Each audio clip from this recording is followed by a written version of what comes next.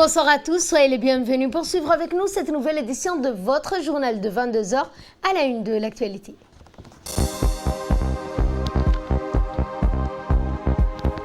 Le chef de l'État Ismaël Omar Guelleh a reçu ce matin la présidente de la République fédérale d'Éthiopie pour une visite officielle de 48 heures. Dans l'actualité internationale concernant le coronavirus, plus de 400 000 morts dus à cette épidémie. C'est ce que nous verrons en fin de journée. Bonsoir à tous et nous entamons ce journal par cette visite officielle de 48 heures de la présidente éthiopienne à Djibouti. Eh bien, la présidente de la République fédérale d'Éthiopie, Mme Sahle-Work Zewde, à la tête d'une importante délégation, est arrivée ce matin à l'aéroport international d'Ambouli pour une visite officielle de 48 heures. Eh bien, à son descente d'avion, la présidente de la République fédérale d'Éthiopie a été accueillie avec tous les honneurs qui lui en sont dus par le Premier ministre Abdelkader Kamel Mohamed, les membres du gouvernement, l'ambassadeur d'Éthiopie à Djibouti et notre ambassadeur à Addis Abeba, Mohamed Driss Farah Habani. Eh bien, la présidente d'Éthiopie est à Djibouti pour une visite officielle de 48 heures dans le cadre des relations bilatérales que Djibouti entretient avec ce pays frère, voisin et ami.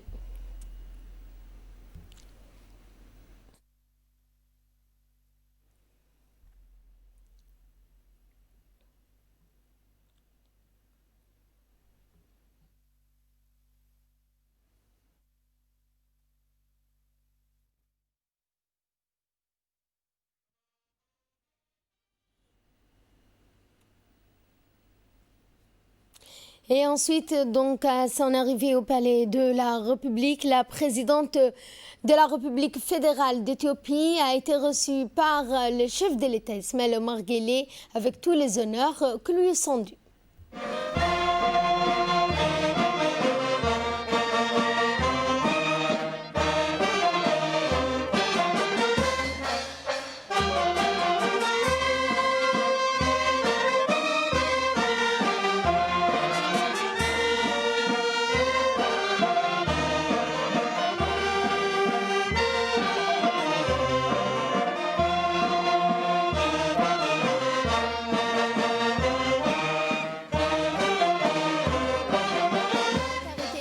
Les partenariats stratégiques que les deux nations entretiennent dans un nombre important de domaines névralgiques seront évoqués au cours de son audience avec le chef de l'État Ismaël Omar Guelleh.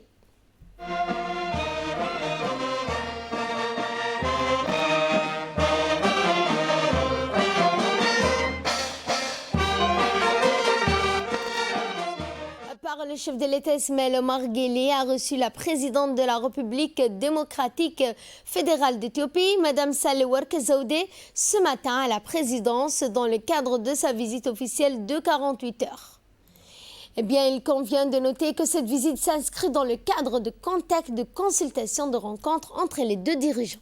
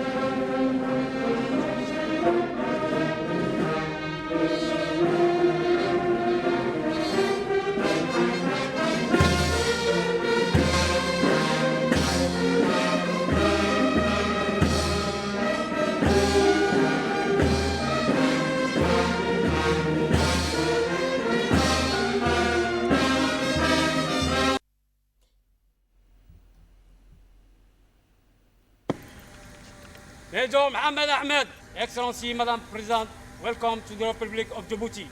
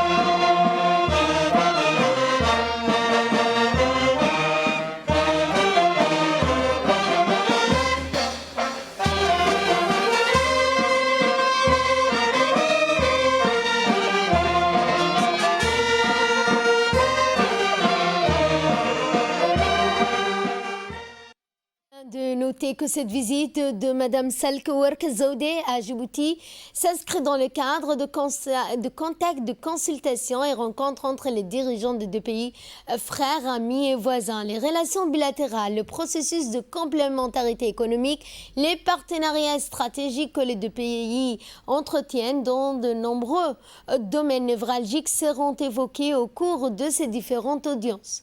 Djibouti et l'Éthiopie, rappelons-le, font depuis près de 2 décennies office de modèle d'intégration économique et commerciale en Afrique.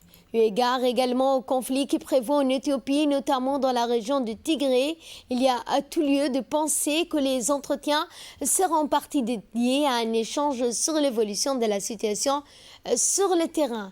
Rappelons que la République de Djibouti apporte son soutien à l'État fédéral d'Éthiopie dans le cadre de la restauration de l'ordre constitutionnel dans la région de Tigré.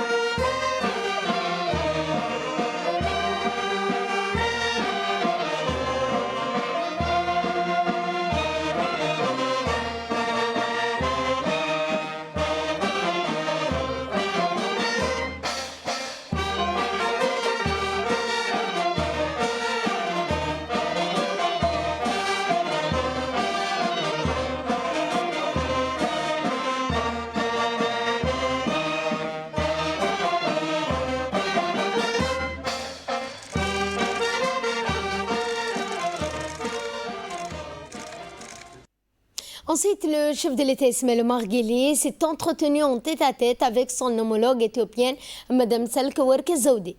Les échanges ont porté sur les relations bilatérales, un renforcement des relations bilatérales entre les deux pays, abordant les relations bilatérales. Le chef de l'État et son homologue se sont félicités de l'excellence de la coopération entre la République de Djibouti et ont réaffirmé leur détermination à la renforcer davantage. Ils ont également fait un tour d'horizon sur la situation économique et politique. Des questions d'intérêt commun ont également été soulevées au cours de cette rencontre. Durant cet entretien, la question du conflit qui prévaut en Éthiopie, notamment la région du Tigré, et son évolution sur le terrain ont été évoquées. Il est également à noter que parmi la délégation qui accompagne la présidente de la République démocratique éthiopienne, figure la ministre du Transport et d'autres hauts cadres de son gouvernement. Ensuite, la présidente éthiopienne a fait une déclaration dans laquelle elle a évoqué les questions qui ont été soulevées lors de cette journée. Nous l'écoutons. Président, chers amis, c'est avec beaucoup d'émotion que vous comprendrez aisément que je prends la parole à vos côtés, Monsieur le Président. Je suis ici à Djibouti, comme vous l'avez dit, dans ma deuxième patrie. Je ne me suis jamais sentie chez moi dans d'autres pays autant que je le ressens quand je suis à Djibouti. J'ai passé presque 10 années à Djibouti, les meilleures années de ma vie, meilleures années de ma formation diplomatique. J'ai toujours dit, en tant que diplomate éthiopienne, que les relations entre Djibouti et l'Éthiopie sont fondamentales et si on ne la réussit pas, c'est un test pour la diplomatie éthiopienne. Ce que nous ne réussirons pas ailleurs. Djibouti m'a accueilli, Djibouti m'a formé, Djibouti a montré qu'on pouvait être ambassadeur d'un pays voisin en tant que femme, parce que je parle de 93, dans les débuts des années 90. Ce n'était pas tellement évident. J'ai vu les progrès, d'ailleurs, qui ont été faits dans ce domaine. J'ai toujours pensé que nous n'avons pas utilisé tous nos potentiels jusqu'à présent. Et il faut des relations multisectorielles. On sait qu'on peut compter sur Djibouti à tout moment. Votre communiqué, Monsieur le Président, d'il y a quelques jours, en dit long. On ne pouvait pas attendre mieux que ça venant de la part de Djibouti. Je vous apporte les salutations du Premier ministre, Dr Abiy Ahmed, du gouvernement et du peuple éthiopien, vos frères et sœurs en Éthiopie. Et je suis d'autant plus honorée d'être ici devant vous au lendemain d'une victoire que nous avons pu avoir avec l'opération que vous connaissez de maintien de l'ordre et l'ordre constitutionnel dans la région du Tigré en Éthiopie. Cette victoire, c'est une victoire pour l'Éthiopie, c'est une victoire pour la région, parce que nous savons combien la région pouvait en être impactée.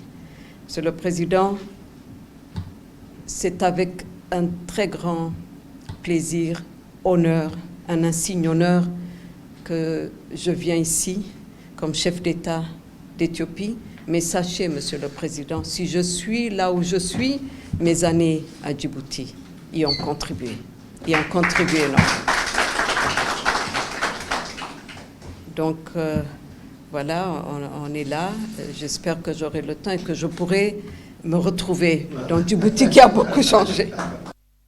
Le président de la République, Ismaël Omar Guelleh, a quant à lui souligné les liens historiques faisant état de sa satisfaction des relations privilégiées entre Djibouti et l'Éthiopie. Voici un extrait de sa déclaration. Nous accueillons avec un grand plaisir notre ami, notre sœur, Sahle-Work Zewde, présidente de la République fédérale démocratique d'Éthiopie, voisine et frère. Une visite officielle dans un pays qui lui est cher, avec lequel elle a travaillé, elle a aidé à la consolidation des relations en tant qu'ambassadeur. Je pense que tout le plaisir de la recevoir à Djibouti est le nôtre.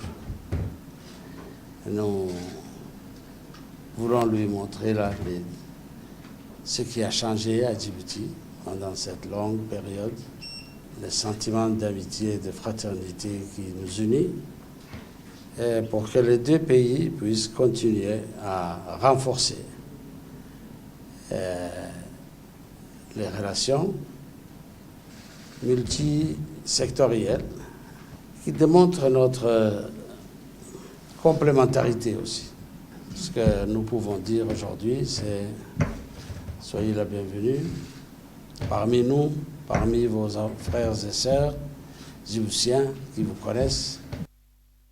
Le chef de l'État Ismaël Omar Guelleh et son homologue d'Éthiopie, Sahle-Work Zewde, ont réitéré la volonté commune de leur pays à poursuivre le processus tenté de réussite d'intégration, de complémentarité caractérisant leur économie. Eh bien, les deux présidents ont fait cette déclaration dans le cadre d'un point de presse consécutif à un entretien en tête-à-tête, principale étape de la visite officielle de 48 heures de Mme Sahle-Work Zewde. Eh bien, lors de la conférence de presse, une séance de questions-réponses est ouverte. La présidente d'Éthiopie, Mme Sahle-Work Zewde, est intervenue entre autres au sujet des négociations portant sur le barrage de la Renaissance. Voici un extrait de son intervention. Quelques mots sur ce que M. le Président vient de dire pour constater, sans surprise, que Djibouti, encore une fois, est du bon côté de l'histoire. Djibouti comprend, Djibouti sait, nous sommes ensemble et qu'un ordre constitutionnel par rapport au chaos qui a été préparé pour l'Éthiopie, le choix est vite fait. Et Djibouti a été le premier pays à réagir lorsqu'on a eu ces problèmes et le premier pays aussi à nous apporter son soutien franc et massif, je dirais. Mais ceci n'est pas pour nous surprendre. Hein. On ne s'attendait pas à mieux. Donc, je peux vous assurer qu'en Éthiopie maintenant, l'ordre constitutionnel est rétabli. Il nous faut aller à l'étape suivante pour bâtir le pays qui ne peut progresser seul sans son voisin immédiat, sans les autres voisins aussi, mais le voisin immédiat et important que nous avons qui est Djibouti. Vous m'avez posé la question sur le rapport ou l'influence ou l'impact qu'auraient eu ces opérations sur nos négociations concernant le grand barrage de la Renaissance éthiopienne. Je vous dirai qu'il n'y a aucun impact. Nous avons toujours privilégié une solution négociée. C'est ce que nous faisons. Nous participons. Actuellement, c'est l'Éthiopie qui préside le comité. Au niveau des experts, on a essayé de faire une réunion. Donc, on essaie d'avancer sur ce dossier qui n'a qu'une solution, c'est une solution négociée. Soyez-en rassurés, pendant que les opérations avaient lieu, les discussions continuaient. Et nous allons continuer jusqu'à ce que plus de 60% de nos populations aient accès à l'électricité et au développement. C'est tout ce que nous voulons. Merci beaucoup. Eh bien, toujours lors de cette conférence de presse, eh bien, le président de la République, Ismaël Omar Guelleh, est intervenu sur la victoire des forces du gouvernement fédéral et la restauration de l'ordre constitutionnel dans la région du Tigray. Nous l'écoutons. À Djibouti, suivi cette affaire de la région du Tigray et des agissements du TPLF, n'est-ce pas? Et nous avons réagi dès le début en disant que ce qui nous intéressait, c'est l'unité de l'Éthiopie et que nous étions convaincus que le Premier ministre est l'homme qui doit réaliser, renforcer et rétablir l'ordre et l'unité du pays. Je pense que l'histoire nous a donné raison parce qu'un groupe qui essaye de s'imposer sur l'ensemble du territoire national ne peut pas gagner. Parce que l'intégrité territoriale, l'unité, le respect de la Constitution sont les éléments fondateurs et indispensables pour tout pays qui veut avancer et qui veut exister même. Donc, je pense que nous avons eu raison et que les forces éthiopiennes ont rétabli en prenant le contrôle de la région dans son ensemble, hein, parce que ce n'est pas seulement la capitale. Autre actualité de ce 22h, une cérémonie de remise de véhicules a eu lieu ce matin à la direction de la pêche du ministère de l'Agriculture. Cette remise de voitures de type 4x4 a pour objectif de renforcer les capacités en moyens roulants du département technique de l'agriculture dans les régions de l'intérieur. Le secrétaire général du ministère de l'Agriculture a invité les responsables des services bénéficiaires de ces véhicules tout-terrain de faire bon usage des moyens mis à leur disposition.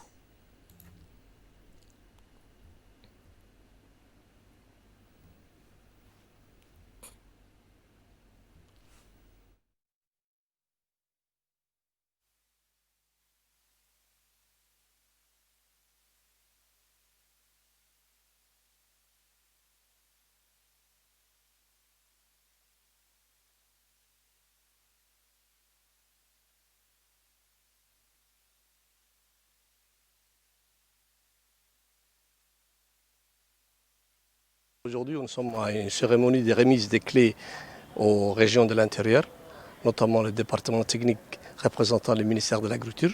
Comme vous savez, actuellement, le point fort de l'administration, c'est de renforcer la décentralisation. Et qui dit décentralisation, dit déconcentration des ministères techniques qui travaillent dans les zones rurales. C'est le cas du ministère de l'Agriculture qui travaille dans les zones rurales, dans le domaine de l'eau, de l'élevage, de l'agriculture, de la pêche.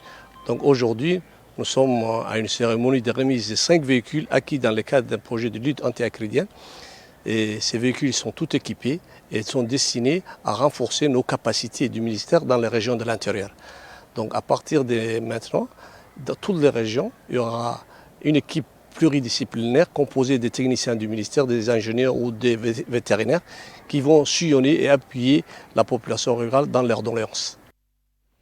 L'INAP, l'Institut national d'administration publique, a organisé une cérémonie de lancement pour le projet de consolidation d'implantation des curricula pour appuyer le renforcement de l'administration djiboutienne.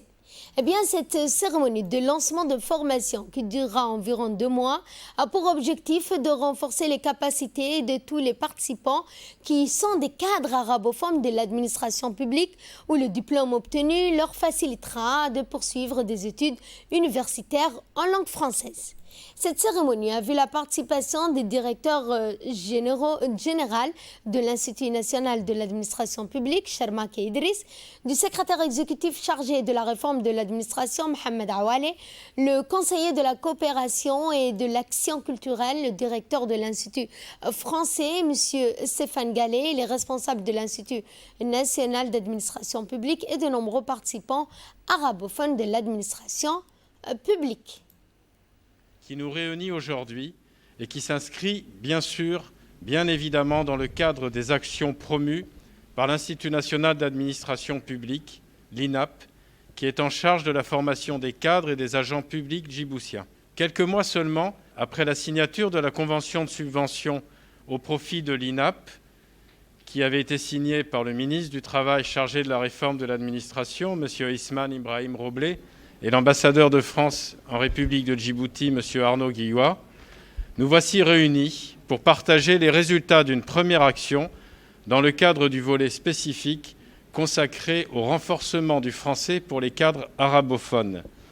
Cette initiative rejoint les ambitions et les objectifs du ministère du Travail chargé de la réforme dans le cadre de renforcement et de perfectionnement des agents de l'administration. On sait, chers participants, on sait qu'une grande partie des cadres arabophones sont issus de l'administration et avec votre volonté, votre assiduité, vous êtes capables de suivre des formations en langue française. Donc je tiens à souligner que ces programmes de formation ont une grande importance. Je vous demande d'apporter de l'assiduité. Et à l'instar de la capitale, la campagne d'immunisation contre la poliomyélite a démarré dans la région d'Obok. Cette cérémonie de lancement s'est déroulée dans l'enceinte de l'école d'Obok où la classe préscolaire a été ciblée pour recevoir les premières gouttes de ce traitement. Eh bien, la cérémonie a vu la participation du préfet adjoint Ali Maki, le vice-président du conseil régional de Bok. Cette campagne de vaccination organisée par le ministère de la Santé en étroite collaboration avec l'OMS et l'UNICEF est lancée depuis le 23 novembre sur toute l'étendue du territoire national. Les équipes médicales vont sillonner toute la région en cherchant donc les enfants dans les coins les plus reculés de l'arrière-pays de la région de Bok.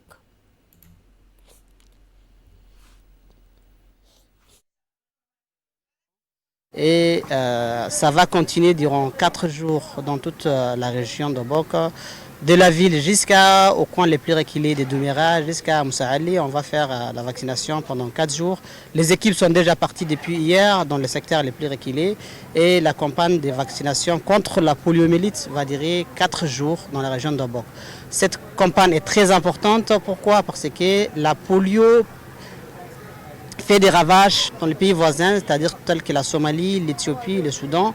Pour le moment, on n'a pas de cas recensés à Djibouti, mais pour la prévention, nous devons vacciner nos enfants contre la poliomyélite. La poliomyélite, il y a des personnes qui sont asymptomatiques, c'est-à-dire sans être malades, peuvent porter le virus et même après, c'est-à-dire contaminer les autres. Donc, pour la prévention, on vous conseille de vacciner les enfants, de donner de l'importance pour la vaccination des enfants. C'est très, très important. La vaccination est les devoirs des parents, les droits des enfants. Santé toujours, mais cette fois à Alisabié, où sous la houlette du ministère de la Santé, la direction de l'hôpital régional d'Alisabié, eh bien, Dr Ahmed Absi a lancé au CMH de la ville Assajoug la campagne de vaccination contre la poliomyélite. La cérémonie de lancement a vu la présence du préfet de la région d'Alisabié, Moussa Aden Migane, du président du conseil régional, Omar Ahmed. À noter que toutes les équipes de l'hôpital régional d'Alisabié se sont mobilisées pour mener à bien cette campagne de vaccination contre la polio. Et en sport, l'équipe Solar 7 s'est inclinée hier en match aller de la CAF face à l'équipe du club égyptien Arab Contractor sur le score de 1-0 d'une tête de Farouk Kaboré. Le match retour est prévu pour le 4 décembre prochain en Égypte. Eh bien, l'équipe victorieuse affrontera l'équipe de l'Étoile du Sahel. Et ce communiqué émanant de l'ONEAD informant que l'alimentation en eau sera perturbée en raison de raccrochements sur la conduite d'adduction d'eau mardi 1er décembre de 8h à 20h dans les quartiers suivants: quartier 1, quartier 2, quartier 3, quartier 4, quartier 7, cité du Stade, Engela, cité Arhiba, Makka Mukarrama, cité Saoudi, centre-ville. Eh bien, l'ONEAD s'excuse donc auprès de son aimable clientèle de cette perturbation en eau. Eh bien, concernant l'épidémie du coronavirus, et cette fois à l'échelle mondiale, eh bien, cette épidémie reste toutefois virulente, même en Europe, deuxième région la plus touchée après l'Amérique latine et les Caraïbes. Le seuil des 400 000 décès a été dépassé ce samedi sur le continent et plus de 36 000 morts y ont été recensés ces 7 derniers jours, soit le bilan hebdomadaire le plus lourd depuis le début de la pandémie. Le pays européen le plus endeuillé sont le Royaume-Uni avec 57 000, l'Italie 53 000 et la France avec 51 914 décès recensés dus au coronavirus. Voilà, c'est sur ce point que se referme cette édition. Merci à vous de l'avoir suivi. Merci également à la régie. Excellente soirée à toutes et à tous.